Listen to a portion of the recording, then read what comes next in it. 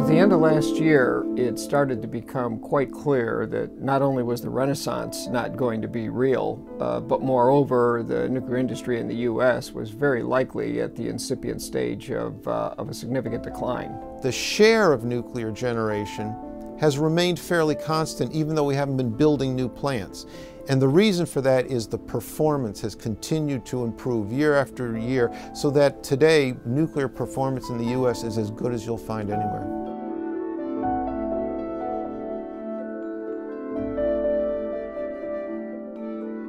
Because we were so dominant through the 1960s and 1970s, the United States could design a global system of security for nuclear energy.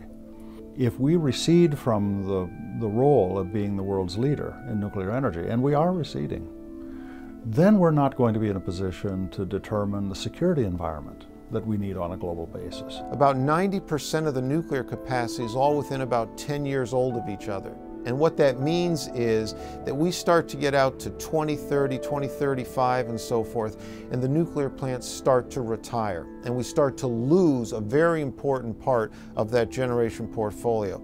Nuclear energy in the U.S. is extraordinarily challenged. We have the dominant impact of shale gas and driving down energy prices. Great for America, but it really puts economic pressures on nuclear energy. Financial structuring for new projects was just not coming together.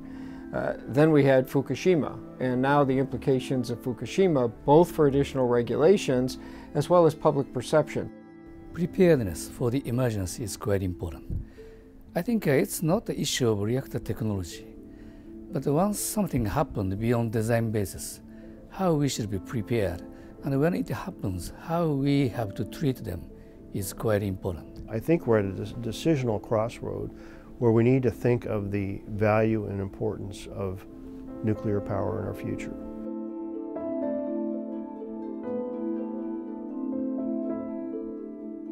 The challenges are the time domain, the upfront investment, and the mechanisms, particularly in government, that promote and help us recognize and reward what I would call a balanced portfolio of energy choices. You know, it's tough in the United States because of our regulatory framework to be able to justify an investment today that's going to last you for 60 years. And you've got to wait a few years to get the return on your investment. We're not set up in our regulatory environment to manage through that. And I think that's probably the greatest challenge to new nuclear in the U.S. right now. I think we're at a critical time.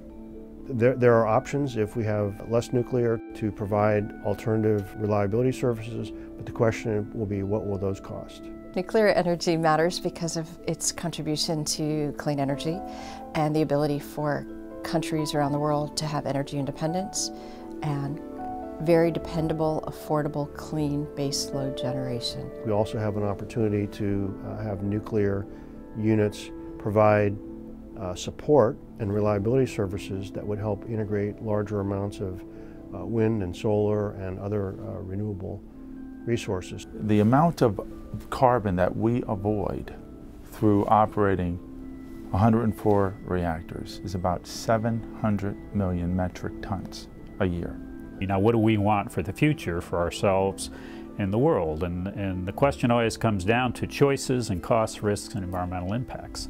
And I'm convinced that nuclear energy, when it's judged in the right time scale, which is always long term, that it's competitive in terms of the other choices and costs, risks, and environmental impacts.